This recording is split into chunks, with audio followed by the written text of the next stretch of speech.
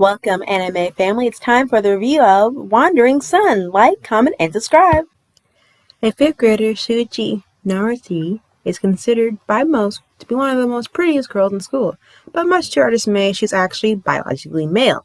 Fortunately, Shuichi has a childhood friend who has a similar feeling of discomfort related to gender identity. The lanky tomboy Yoshino Takashiki, who lives biologically female, does not identify as girl.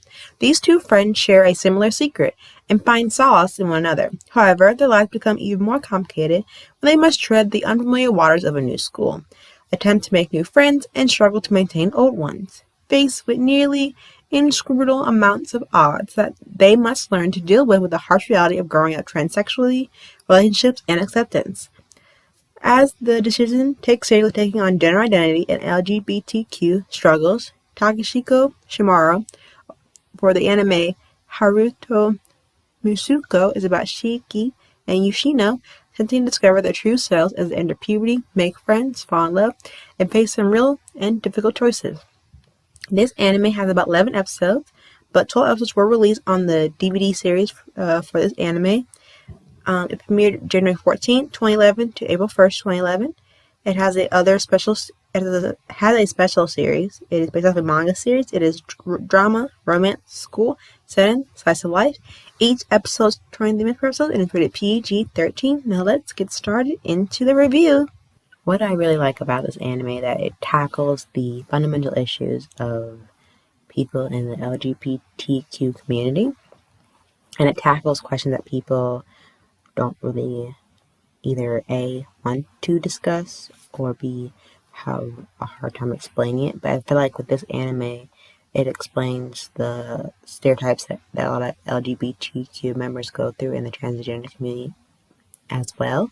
And I feel like when the anime tackles these two main characters as they're both dealing with, the transitioning of their sexuality, I feel like with these two main characters, as they go from what they're biologically born to what they want to be and comfortable in, I think this anime shows a good representation of that.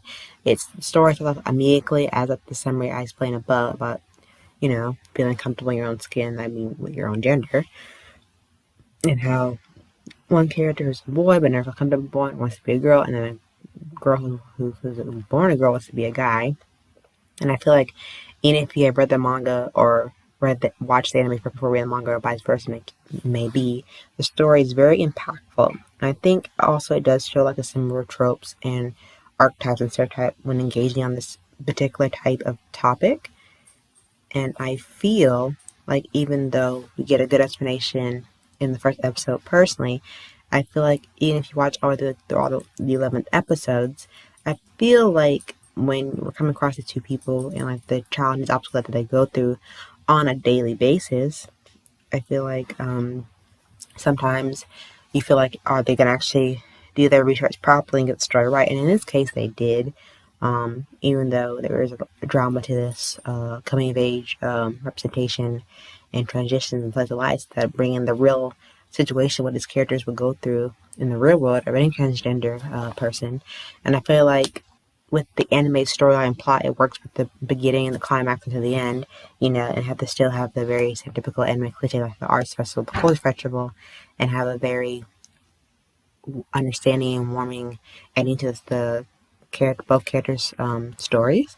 And I feel like each character feels realistic, like you can easily relate to them, especially the two main ones, who I feel like are the best written LGBTQ characters out there.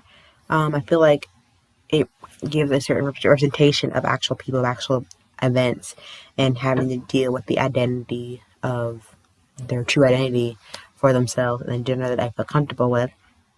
And I feel like with the other remaining cast, they are labeled as, the supporting cast, supporting friends to help build up their strong character development in this anime, and I feel like there are certain antagonists that, they're meant to put as a blocking point to make these characters like fall or stumble across their objective. And I feel like with the lovely environment and color palette of this anime, especially in the pastel like watercolor effect, which is really nice, very vivid. It does bring out those nice warm inviting tones with the outlines of each character, how they're more of a watercolored setting and theme which really ties everything together. And I feel like from a viewer standpoint, having the elements of watercolor makes it very nice, very lush, and very interesting to look at, and very pleasing to the eye. I feel like the character design are very aesthetically pleasing, very wonderful, I can say. And the art style is very done beautifully. I feel like the end song and the opening song are done drastically well to fit the anime perfectly, and all the different symbols that are very present in the anime is very intriguing, and you can like see it spot on.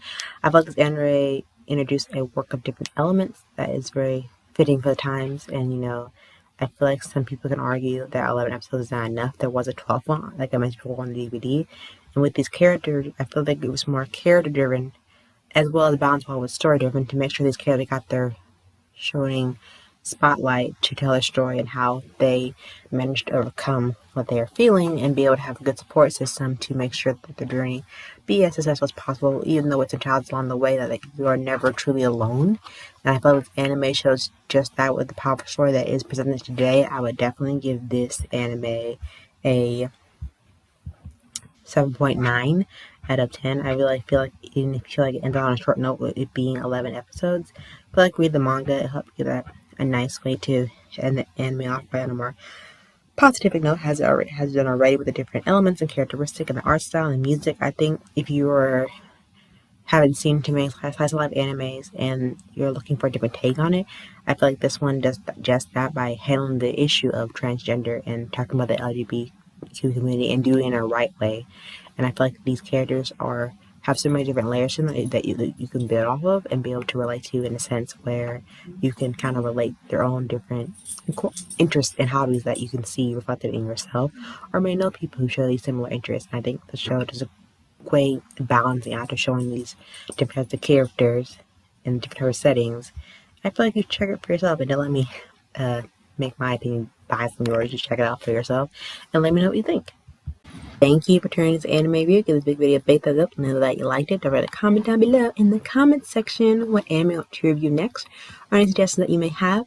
And hit the subscribe button for more content and more videos, and I'll see you soon. Bye!